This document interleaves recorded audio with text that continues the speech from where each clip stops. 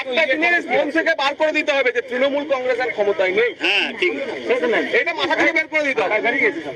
বেরিয়ে গেছে তো? এবার বিজেপির শাসনে আমরা কাউকে তোষণও করবো না। আমাদের মডেল হচ্ছে সবকা সাথ সবকা বিকাশ।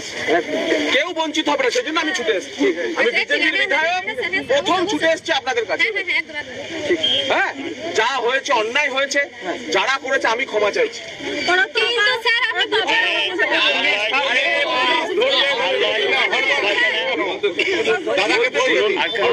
আবার মাথাটা শুধু কাজ করছে তৃণমূল এখনো ক্ষমতায় আছে। তৃণমূলের ক্ষমতায় নেই।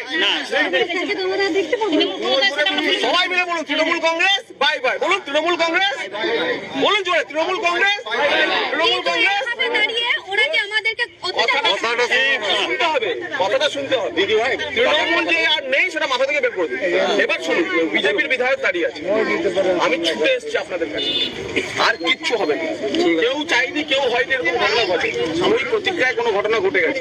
তার জন্য আমি আপনাদের কাছে ক্ষমা চাইছি। ঠিক আছে, তার জন্য আমি আপনাদের কাছে ক্ষমা চাইছি যে আর কিছু হবে না। এবং ওসি সাহেব, যদি আর কোনো ফার্দার কিছু হয়, যেই হোক মেরে ফাটিয়ে অ্যারেস্ট করে ঢুকিয়ে দেবেন।